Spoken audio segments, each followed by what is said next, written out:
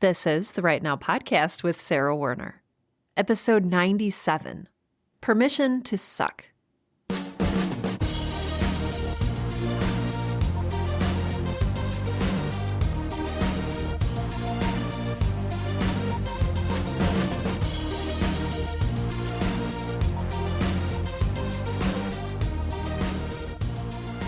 Welcome to Right Now, the podcast that helps all writers, aspiring professional and otherwise, to find the time, energy, and courage you need to pursue your passion and write. I'm your host, Sarah Werner, and I know firsthand that writers struggle with a lot of things because I have struggled with a lot of things myself. And a lot of the struggling comes from the creative process. But a lot of it also comes outside of the creative process. A lot of that struggle comes from the identity that comes with writing and creating and being a writer. And a lot of that struggle with identity comes from wrestling with whether or not we have permission to do something. So, for example, a lot of us struggle first and foremost with feeling like we have permission to write. Maybe we don't have what we think of as the right degree, the right kind of training, the right background, the right circumstance, the right privilege. Maybe we've been told outright that we do not have permission to write. We've been told that we're no good. We've been told that we shouldn't make time for silly, frivolous things. We've been told not to bother. We've been told that it's a chore. We've been told that it's not really worth our time. I've said before on this show that if you feel pulled to write, if you feel called to write, you have permission to write. If you need it to be official, I heretofore, hereby. Maybe I'm looking for the word hereby. I hereby give you a permission slip that says you have permission to write. Another big thing that we struggle with is even maybe after we feel like we have received and internalized the permission to write, to create, we struggle then with permission to call ourselves a writer. We feel like it's not official enough. We feel like we don't have the right experience or the right credentials. We feel like there hasn't been an official decree that, yes, insert your name here is a writer, signed by the board of writers, whoever that may be. We feel like we can't call ourselves writers because we haven't been published, or we haven't been published by the right people, or we haven't been published in the right places, or we haven't summoned up the courage to publish our work ourselves, whether in an ebook, in a blog, on a podcast. A lot of us struggle with the self-worth that we need to call ourselves anything good, with the confidence, with the audacity. When I was little, and okay, maybe even a little bit to this day, I worshipped writers. Writers were my heroes because books were everything for me. Books were my escape. Books were my friends. Books were the worlds in which I was allowed to live fully. So the title of writer, those names that I saw published on the fronts of the books that I was reading, those people were wizards. They were magic. They were everything. I sort of got the idea in my head that authors and writers, which we won't get into the difference about what those are today because that's a whole nother topic, but authors and writers were on a pedestal. They held some kind of secret that I was not privy to. They held some kind of insider knowledge that let them make books that I could pick up from the local library and read and find friendship and love and escape within. So I struggled for years. How dare I even put myself within their ranks? How dare I even think about calling myself a writer? When in my mind, a writer was somebody who changed lives, who provided safe havens for frightened and troubled children. Well, I want to do something right now. If you need it and if it helps, I would like to give you permission to call yourself a writer. whether you're published or not, whether you're published in the places that you want to be or not, whether you feel like you've earned it, whatever that means, whether or not you're able to write every single day, whether or not you're in a writing season right now, like we talked about in the previous episode. This is your permission slip to call yourself a writer and to embrace what that title means for you. There are no gatekeepers. Yes, there are gatekeepers in publishing. Yes, there are gatekeepers in TV and film production. And there may even be gatekeepers in your community or your local writers group. But there are no gatekeepers for what you are allowed to call yourself. There's no gatekeeper of your identity. The only gatekeeper is you. And if you've given yourself the title of gatekeeper above the title of writer, then I would encourage you to think about switching the two. If you're struggling with making it stick, write out, "I am a writer," until you begin to feel it. Add it to your affirmations that you say every day in front of the mirror or out loud in the shower or on a walk. Print up business cards. Get the cheap kind. Order 100 or 500 business cards that say, "Your name here, comma, writer." You have permission to do this. As I said, I've struggled with both of these types of permission. The permission to write, the permission to call myself a writer, and some other permissions as well. And the one I really want to focus on today is a strange one, but a necessary one. And this is the permission to suck, the permission to be terrible, the permission to write garbage, permission not to be immediately great. These instances of having permission or not having permission are very interesting to me. And I think a lot of it goes back to the school system and what we learned there and how we learned there and how we shaped our identities. I went through a very, I don't know if I want to say typical or normal, but I went through a public school experience, kindergarten through high school. And maybe your experience was like mine and maybe it wasn't. But regardless, you may still have struggled with this same thing, and that is, I never had permission to suck. I never had permission to be terrible at anything. In school, you are praised if your work is good, and you are punished or penalized if your work is not good.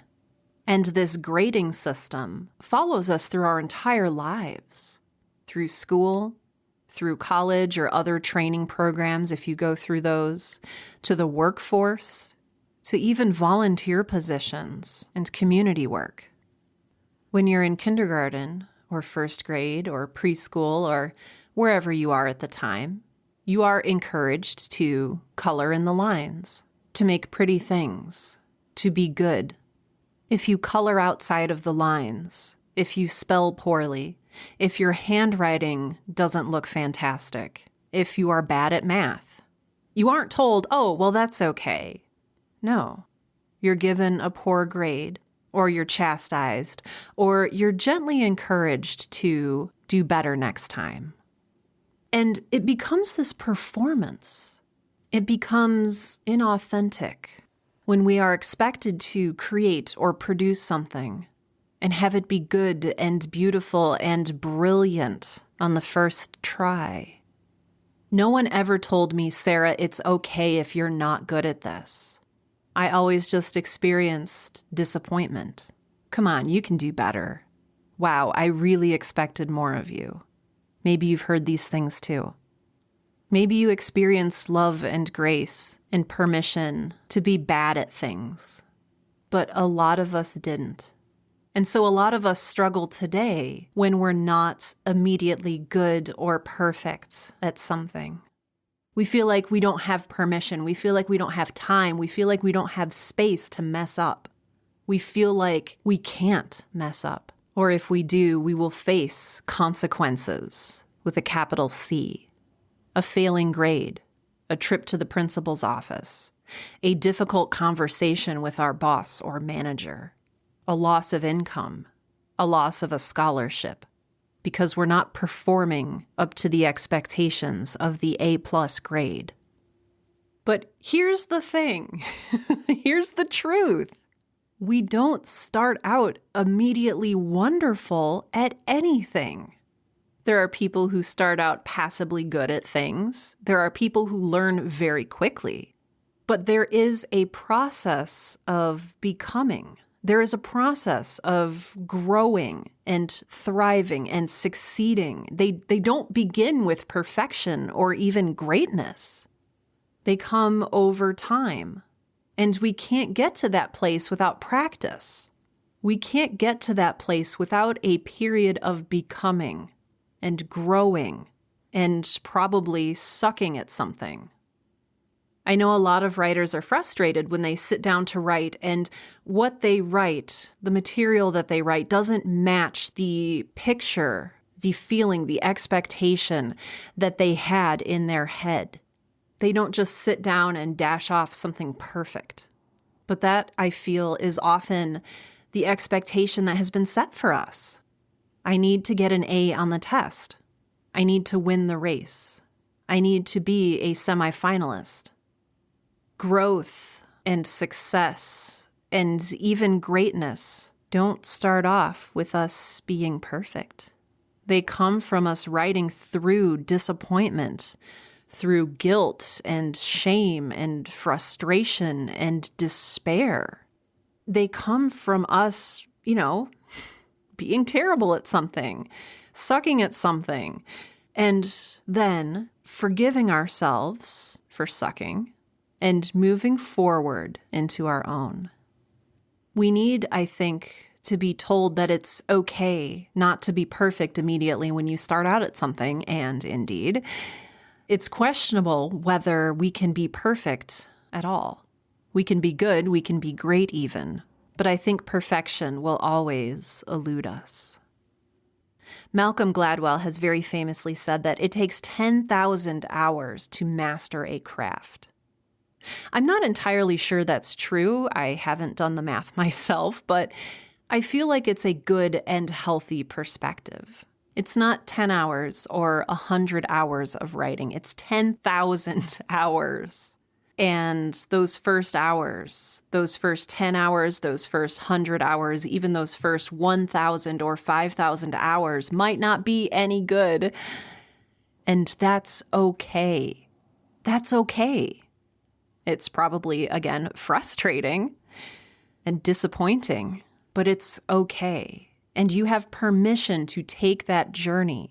You have a permission slip to be awful at something and still enjoy it and still want to grow and improve in your craft. Because the paradox here is you need to give yourself permission to be terrible at something so that you can practice it, so that you can keep moving forward, so you can get better at it. One of my favorite authors, Anne Lamott, says, "Perfection is a mean, frozen form of idealism, while messes are the artist's true friend." And I love this quote. I love the use of the word frozen because I feel like we often freeze. We freeze up. We can freeze in our tracks if we don't have permission to start off terrible. We sit there at our desk with our pen poised over our paper, and we're terrified that any word we write will simply not be good enough. Any sentence we write will simply not be good enough. And I know this feeling. I'm experiencing it lately every day. I've been working through season 2 of Girl in Space, and I have not given myself permission for it to suck. And paradoxically, to get better. I haven't given myself permission to be messy. I haven't given myself permission not to write a first draft that needs 0 edits and 0 polishing and 0 structural changes.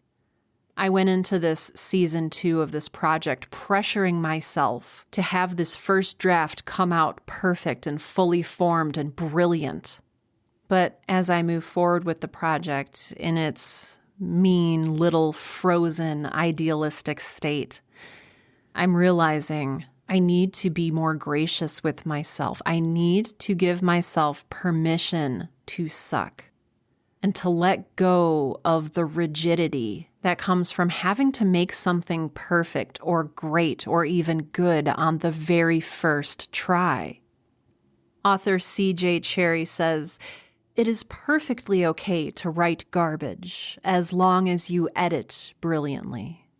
And I think that we forget sometimes that editing exists and that second drafts and rewrites exist and that it's okay to write that, well, there's a phrase about a first draft that's terrible that uses a swear word. And I like to keep this show family friendly. So maybe you can imagine that we'll say crappy first draft. It's allowed to be crappy.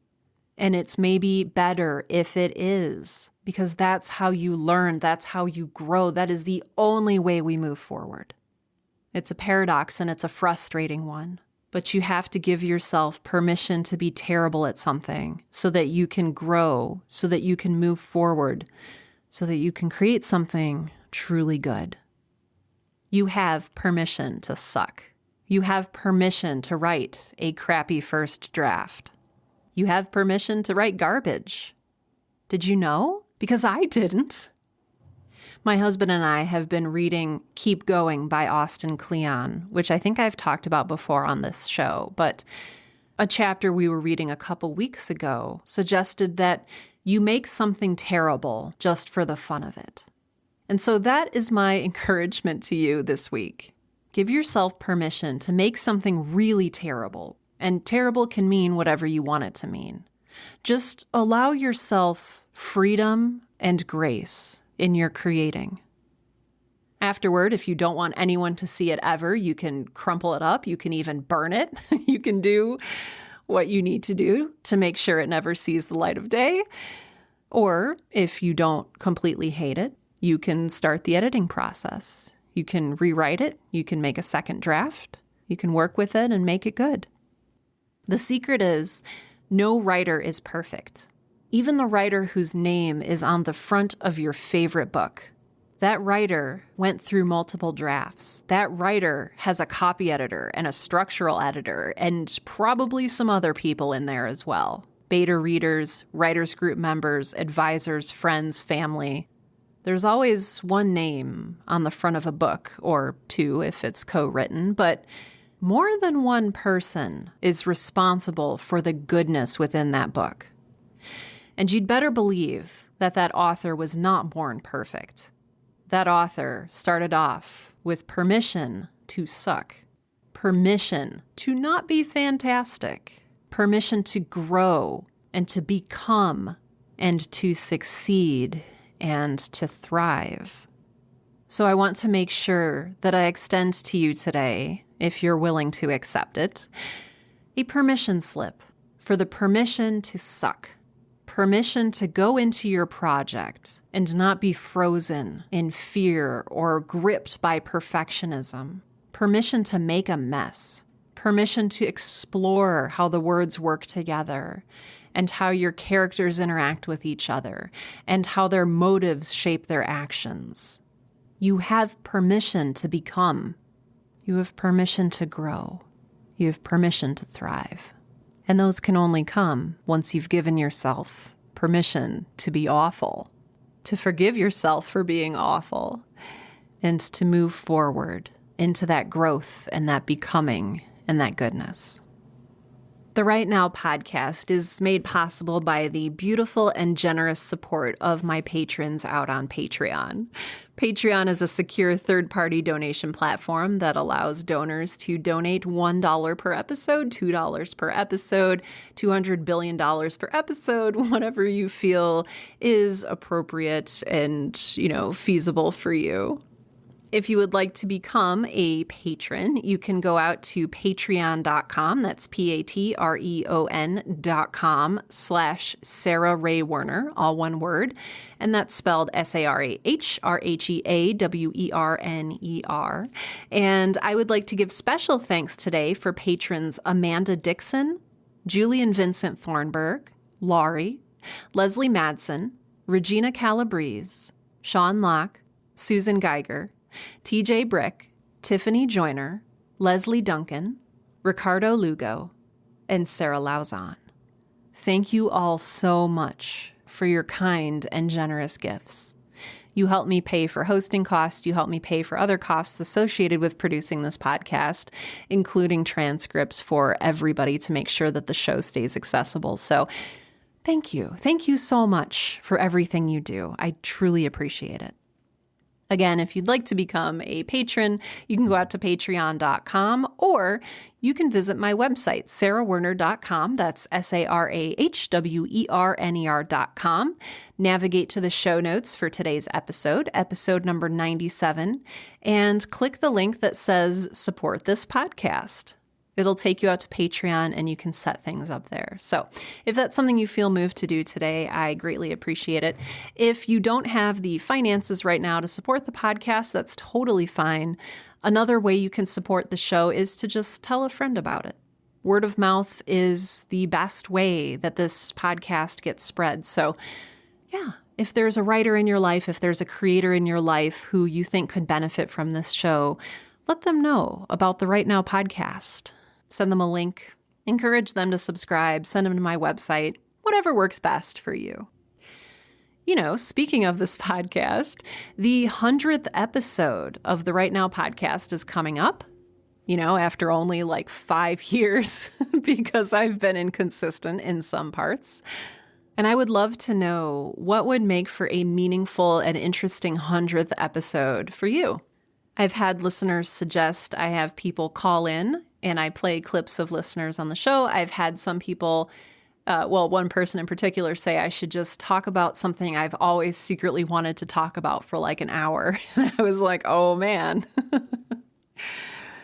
I don't know if you want me to do that, but I can. So if you have any thoughts about what you'd like to see out of a 100th episode, just let me know. I'd love to just see how I can help you, what you'd like to see, etc., all of that good stuff. So you can hit me up on Twitter, Instagram. You can find me out at sarahwerner.com. There's a little contact page where you can send me emails. I would just love to hear your thoughts.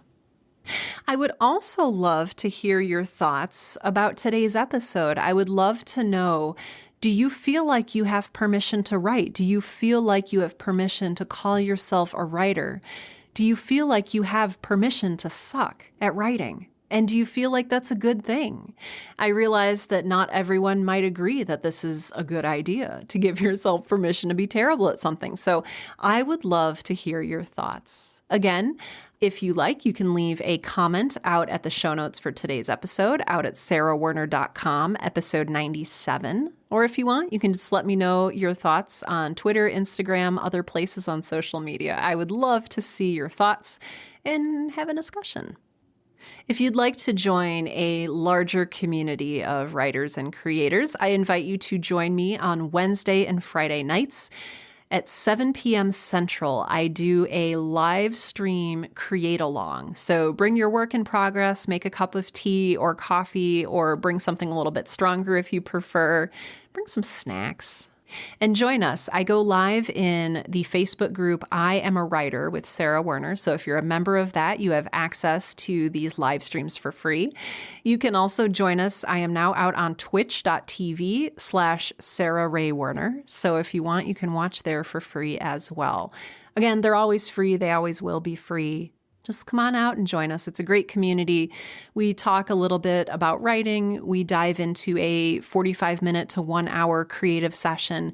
And then we come back for discussion about how the experience was, what we struggled with, and we support and encourage and love one another. So please do feel free to join us. It's family friendly. It's open to all ages and all levels of creators. So whether or not you feel like you have permission yet to call yourself a writer, I invite you to join us. And with that, this has been episode 97 of the Right Now podcast, the podcast that helps all writers, aspiring professional and otherwise, to find the time, energy, and courage you need to pursue your passion and write. I'm Sarah Werner, and I have permission to write a really terrible first draft.